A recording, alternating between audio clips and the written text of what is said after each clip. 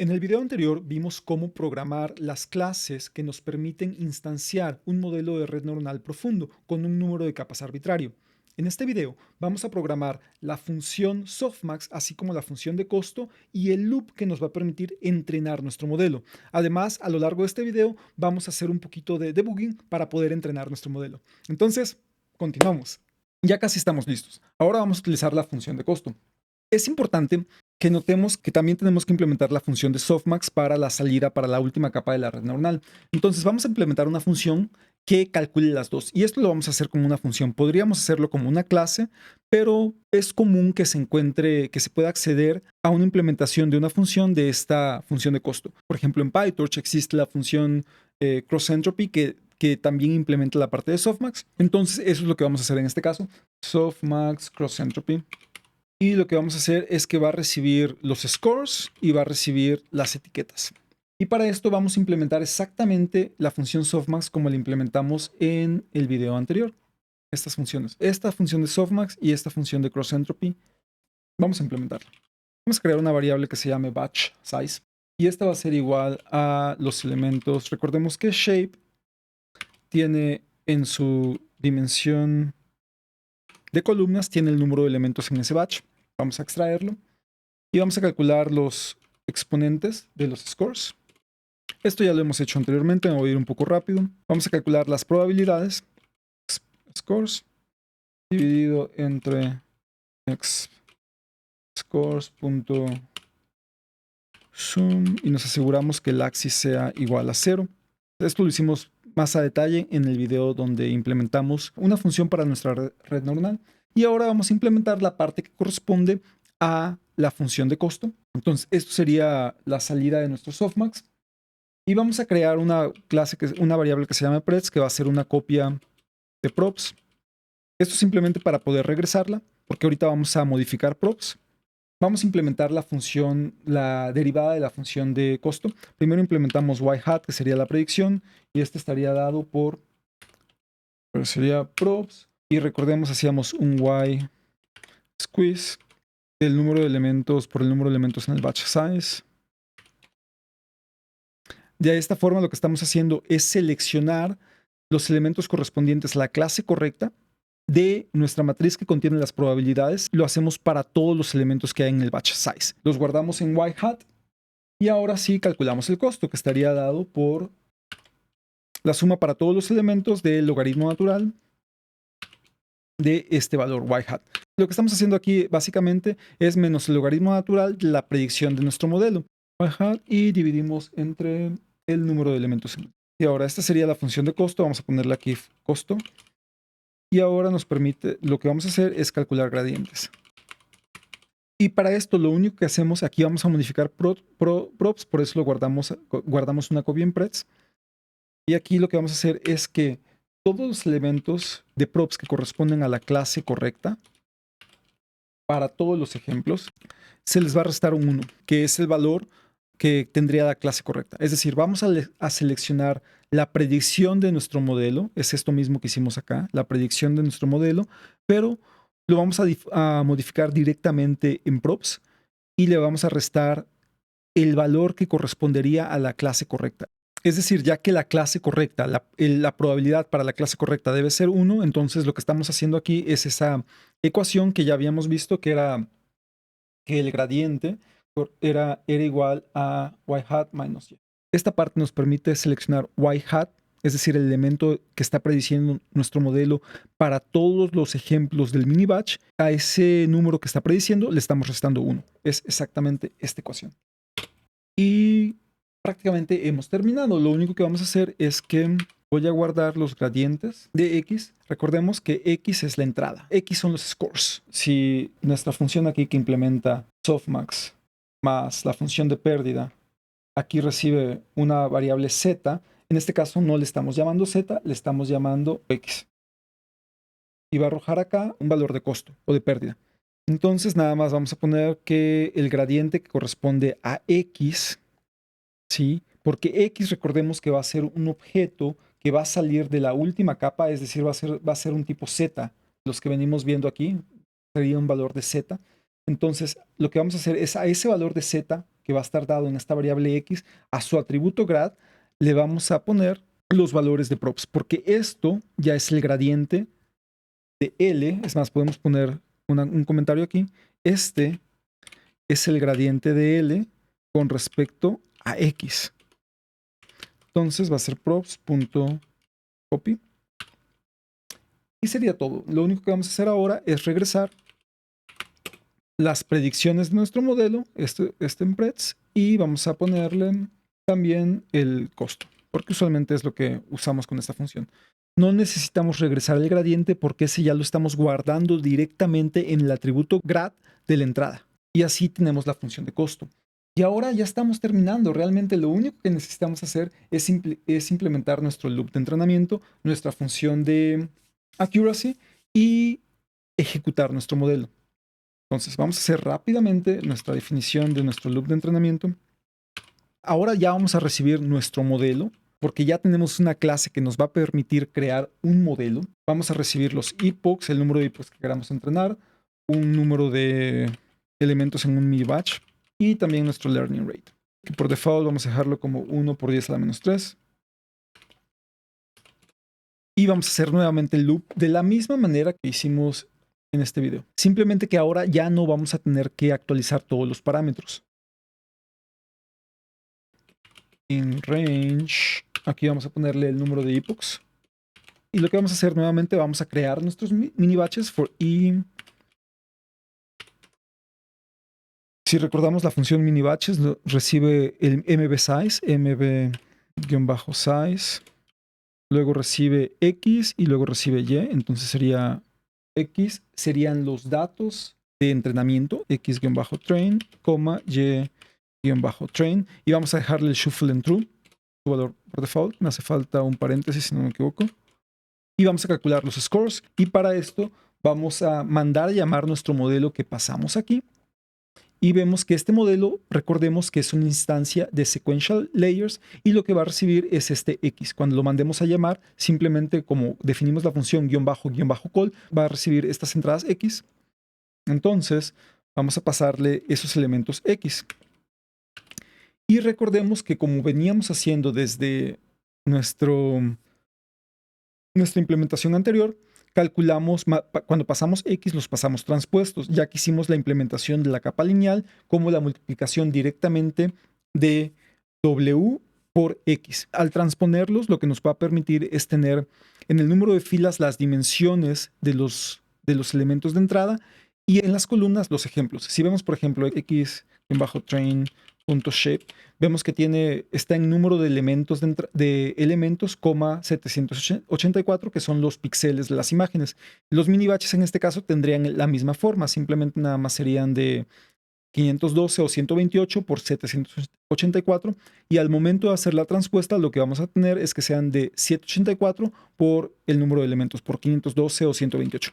Algo muy importante es que pasemos X, estos elementos X, como un tipo de objeto MP-tensor. Esto es, recordemos que lo pasamos así porque vamos a estar guardando el gradiente con respecto a esta variable. Entonces, para poder guardar el gradiente, vamos a ver que X, por ejemplo, va a guardar el gradiente de la función de pérdida con respecto a dicha X en el atributo grad. Por eso necesitamos pasar los elementos de X como un tipo de vista de la subclase del arreglo de NumPy MP-tensor. Ahora lo que vamos a hacer es calcular la función de costo. Si vemos la función de costo, calcula, regresa las predicciones y el costo. En este caso no nos interesan las predicciones. Nada más vamos a calcular el costo y vamos a ponerlo como softmax, el nombre de la función, xentropy, y lo que va a recibir son los scores que acabamos de calcular y y.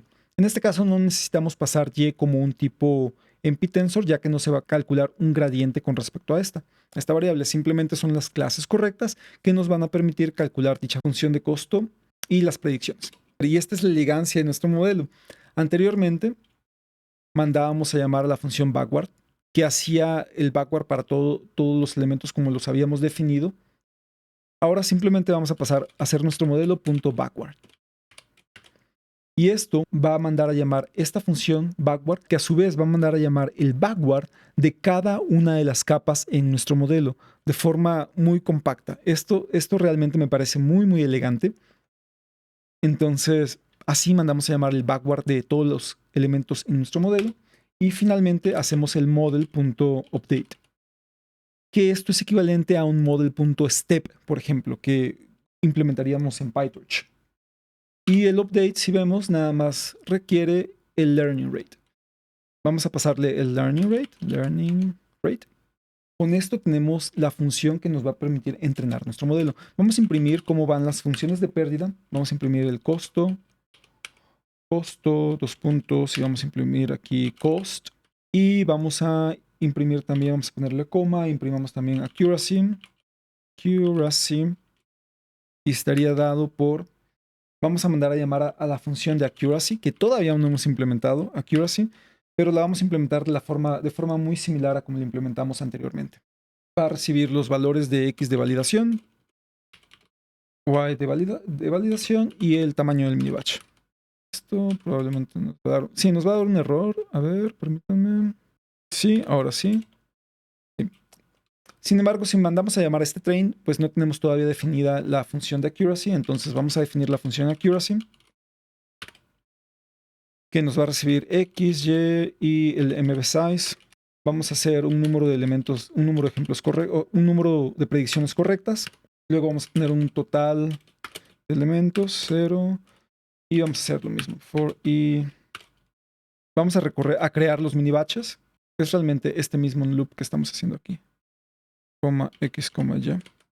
Vamos a mandar a llamar ahora a nuestro modelo.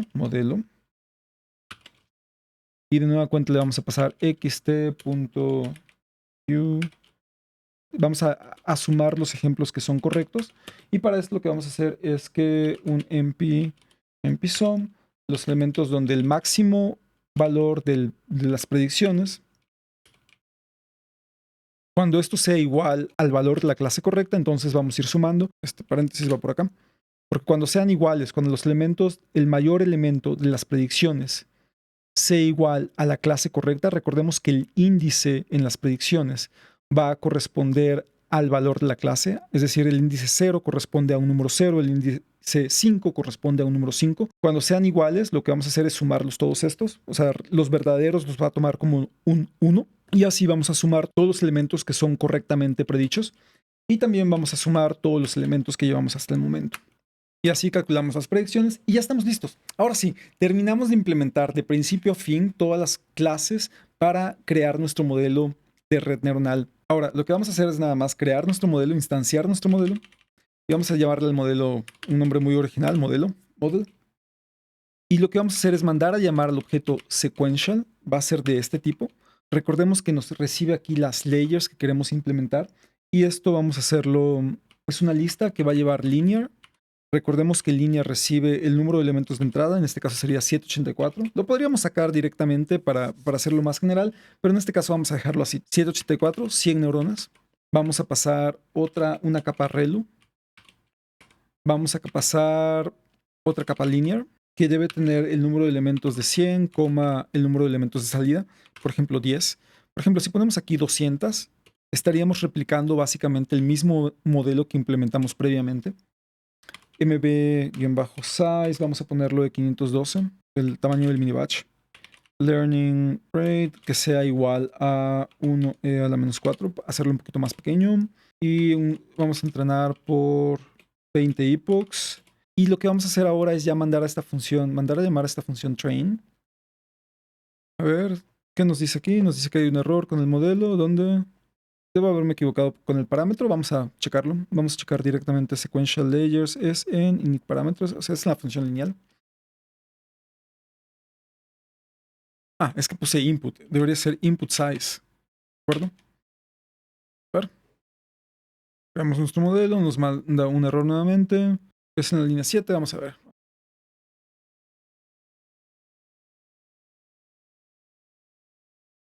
Es en la línea 7. Dice mp ceros. Ah, ok, sí. Aquí lo tenemos que pasar como tuple. Me hacen falta un par de paréntesis aquí. Aquí este cierra este cierra este y me falta este. Ahora sí, esperemos que ahora sí funcione. Sí, ya, nos creó el modelo bien y ahora sí, vamos a esperar que train funcione. Y recordemos, recibimos el modelo que se llama modelo, luego recibimos el número de epochs, luego vamos a mandarle MB size y learning rate. Y si todo sale bien, ahora deberíamos de ver cómo nuestro modelo entrena. Y hay algún error, no importa. Me dice aquí que hay un error en las dimensiones de las matrices, en los scores. Ok. Aquí, sí. Cuando definimos nuestro modelo, definimos 200 aquí y aquí simplemente 100. Entonces me olvidé de cambiar aquí en 200. Otro error, no nos preocupemos, vamos a ver update. Aquí fue un punto y no una coma. Vamos a línea 21 del modelo de la función update. Aquí debe ser una coma. Quizás, vamos a ver. Ahora parece que sí, no, nos dice tuple index out of range. En total, igual, a ver qué estamos haciendo acá. Por supuesto, estoy mandando i, debe ser 1, ¿de acuerdo? Estamos diciendo que queremos sumar el número de ejemplos que hay. Aquí me fui con la finta y le puse i. Entrenamos, veamos. Está entrenando y estamos llegando con un costo. Vemos como el costo va disminuyendo y el accuracy va aumentando. Ok, tuvimos algunos errores pequeñitos que pudimos resolver fácil, pero estamos viendo que nuestro modelo está entrenando. Y esto lo encuentro muy satisfactorio porque es una implementación muy elegante, muy parecida a la forma en la que funcionan, a la que se implementan los modelos en frameworks de Deep Learning. Vemos que alcanzamos básicamente 96.8%. Por ejemplo, podríamos, si quisiéramos, incluir otra capa ReLU, por ejemplo acá. Y luego nuestra otra capa linear, que sería en este caso, vamos a dejar esta de ReLU, esta también vamos a dejarla de 200. 200, otra capa lineal aquí que sería, en este caso sería 200 por 10. Y así cambiamos nuestro modelo y podríamos entrenar este modelo más complejo. Va a tardar un poquito más, pero empieza en 92, 93, 95, 96. Va a tener un accuracy muy parecido, yo creo. 97, alcanza 97%. El ventilador de mi computadora se escucha ahora bastante fuerte, 97.2%. Vamos a checar el accuracy, pero para los valores de prueba, los que no hemos visto en lo absoluto. Y así tendríamos el accuracy final que nuestro modelo arroja. Accuracy de test, y-test. Verlo. ¿Qué pasó acá? Claro, nos pide accuracy, también lleva mini batch size. Y vamos a mandarle directamente mb-size. Hacemos accuracy y directamente vemos que nos arroja 97.2%. Vamos a imprimir la accuracy. ¿Vale? Entonces tenemos 97.27%. Y finalmente, si quisiéramos hacer algunas predicciones como hemos venido haciendo, es más, aquí no lo voy a escribir, voy a copiar directamente de la libreta anterior. Esto lo hicimos en la libreta anterior, entonces ya sabemos cómo hacerlo, nada más para hacer algunas predicciones aleatorias. Y ahora lo que haríamos nada más es que en vez de llamar a predict, tendríamos que hacer model.predict, plot number, y lo que vamos a recibir es xtest.reshape. Esto está correcto, el valor predicho es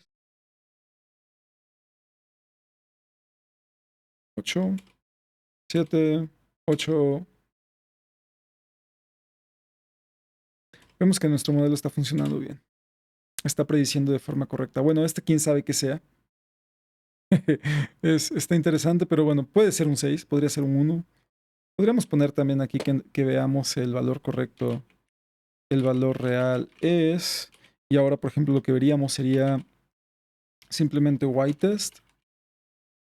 Y-test de 9, 2, 0, 1.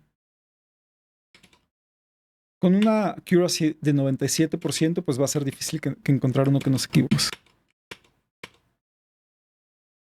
Pero con esto terminamos. Hemos implementado una red neuronal multicapa utilizando programación orientada a objetos con nuestras propias clases.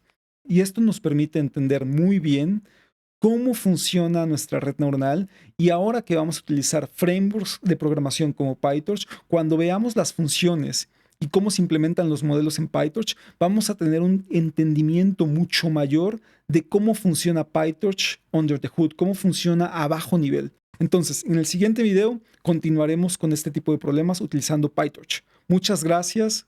Espero que este video sea útil. A lo largo de los últimos 2 videos, programamos la clase lineal, la clase ReLU, la clase sequential, así como la función de activación softmax y cross-entropy de un modelo completo de red neuronal multicapa.